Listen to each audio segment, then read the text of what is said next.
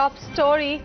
Delayed by a week due to the 35-day government shutdown, U.S. President Donald Trump will deliver his State of the Union speech in a short while from now. The speech comes ahead of the February 15th funding deadline. While the president is certain to talk about border security and getting money to fund a border wall, his comments on a possible national emergency declaration will be keenly watched.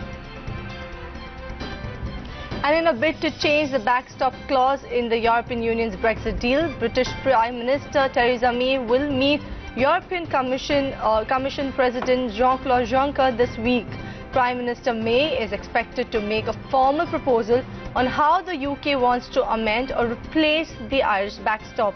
This meeting follows a two-day trip to Northern Ireland to try to bolster support for the divorce deal.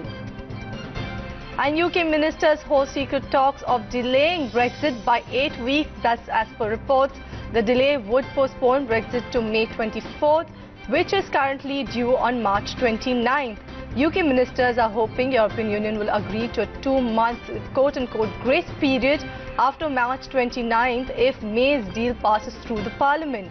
Theresa May is expected to visit Brussels again as she seeks last-minute changes to the backstop in a Brexit deal in a bid to get it passed.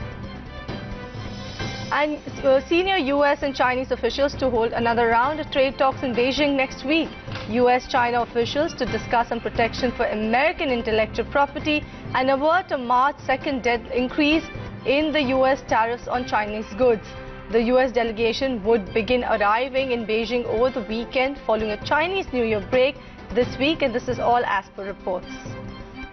Okay, let's talk about some corporate developments as well. Apple has overtaken Microsoft as largest US company by market cap. The iPhone maker's market cap surged to over $821 billion, surging past Microsoft's $819 billion and Amazon's $816 billion. However, the company's current value is much lower than its peak. The move comes 5 days of stellar gains as sentiments towards the company improved following its quarterly numbers. And Sundar Pichai defends its 30% cut on Play Store app sales, saying that the company spends a lot on infrastructure to safely and seamlessly distribute the application to Android users across the world. Responding to an investor at Alphabet's earnings call, Pichai said that there is a value exchange in the transaction between developers and Google, and it's as per the industry standard. He also made it clear that as of now, company has no plans to trim its shares, but will always adapt to where the market is. Remember, since last year, Google has been facing the criticism from developers for its share, as 70% typically goes in developing, operating and managing the application. For the same reason, Fortnite had skipped the Play Store altogether to escape Google's tax in 2018.